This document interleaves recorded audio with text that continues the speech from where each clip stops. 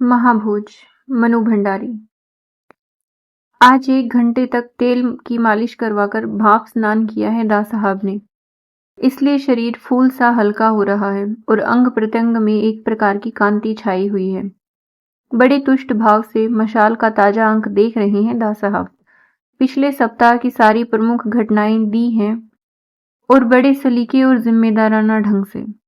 मुख पृष्ठ पर असंतुष्टों द्वारा मंत्रिमंडल गिराने के प्रयास की घोर असफलता की बात ही नहीं, वरन उन लोगों की स्वार्थपरता और पद लोलुपता की कड़ी आलोचना भी है। लोचन बाबू की बर्खास्तगी को दास साहब का एक सही और साहसिक कदम बताया है और इस बात की प्रशंसा की है कि पार्टी के अनुशासन और एकता के लिए अपनी ही पार्टी के एक मंत्री को निकाल देने का निर्द्वंद्व भाव से लिया गया निर्णय निश्चय ही अभिनंदनीय है। बीच के पृष्ठ पर सुकुल बाबू की रैली का समाचार है। तस्वीर कोई नहीं है, पर यह स्वीकार किया है कि इस प्रांत के इतिहास में इतनी बड़ी रैली शायद ही कभी हुई हो।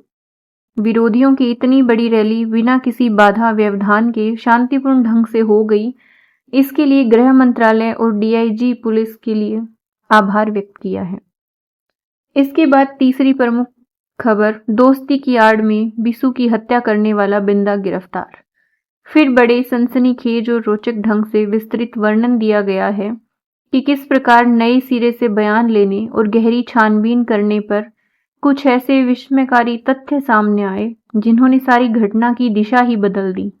डीआईजी ने जिस सूझबूझ का प्रमाण दिया, इस सारे मामले में उसकी भूरी भूरी प्रशंसा थी।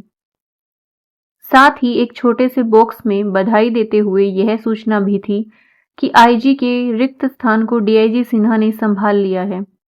उसके बाद सरोहा चुनाव क्षेत्र में बढ़ती हुई सरगर्मियों के अनेक रोचक विवरण और अंतिम पृष्ठ पर 3 तस्वीरों के साथ घरेलू उद्योग योजना की तेजी से बढ़ती हुई गतिविधियों के उल्लेख के साथ आशा व्यक्त की गई थी कि इस सक्रियता और कर्मठता के साथ योजना चलती रही तो साल भर के भीतर भीतर गांव के गरीब तबके की आर्थिक स्थिति में आमूल परिवर्तन आ जाएगा। इस पृष्ठ के एक एक शब्द को पढ़कर दास साहब के चेहरे पर एक दिव्य आभा छा गई। बापू के सपनों का गांव उनकी आंखों के आगे साकार हो उठा और मन में कुछ बहुत ही महत्वपूर्ण, बहुत ही सार्थक कर डालने के तोष में डूब गया। तभी जमुना बहन खुद ही नाश्ते की ट्रे लेकर पहुंची। बड़ी सफाई और सलीके से कटा हुआ लंगड़ा आम, तले हुए मखाने, केसरिया संदेश और शहद पानी। आओ। बड़ी आत्मीयता से स्वागत किया दास साहब ने तो ट्रे दास साहब के सामने रखकर बगल में बैठ गई जमुना बहन। सचमुच पति के साथ बैठने का समय ही नहीं मिलता कभी उनको, पर किसी तरह का गिला या शिकायत नहीं है उन्हें।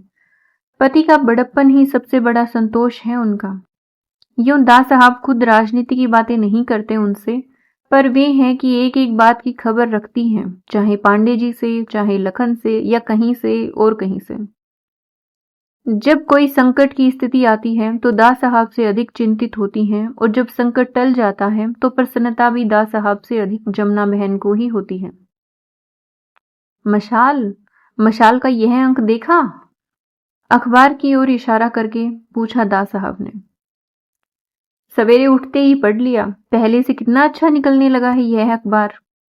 दास साहब से संबंधित घटनाओं से ही अखबार का स्तर तय करती है जमुना बहन। विरोधी पार्टी के अखबार समय के स्वर से इतनी दुखी, बल्कि कहना चाहिए कि इतनी कुपित है जमुना बहन कि घर के भीतर नहीं आने देती उसे। मुस्कुराए दास साहब। पत्नी की समझ पर थोड़ा प्रसन्न भी हुए। कोई 1 महीने पहले ही बुलाकर समझाया होगा इसके संपादक को और अखबार का रंग ही बदल दिया। कमी नहीं है समझदार लोगों की, बस सही ढंग से दिशा निर्देश करने वाला कोई नहीं। और इस वाक्य के साथ ही मन अखबार से छिटककर एकाएक देश के साथ जुड़ गया। देश की दुर्अवस्था का सबसे बड़ा कारण ही है सही नेतृत्व का अभाव। छात्रों को देखो, युवाओं को देखो, किसान मजदूरों को देखो, सब के सब दिशाहीन भटक रहे हैं। कोई दिशा दिखाने वाला ही नहीं। लोगों की भटकन का जरा सा दुख दास साहब के स्वर में भी उभर आया। उस दुख से उन्हें मुक्त करने के लिए जमुना बहन ने तुरंत कहा, शुक्र है भगवान का कि सारी बातें सलट गई। आजकल राजनीति में घटिया तरह की जो घालमेल चलती है, उसे देखकर लगता है कि तुम जैसे संत आदमी को तो संन्यास ले लेना चाहिए। तुम्हारे बस का कहाँ है यह सब करना। हल्के से मुस्कुराए दा साहब। गीता पढ़कर भी तुम ऐसी बात करती हो। स्थितियों की चुनौती स्वीकारना तो कर्मयोगी का सबसे पहला धर्म है। अर्जुन भी ऐसे ही हताश हो रहा था जब भगवान श्री कृष्ण ने कहा।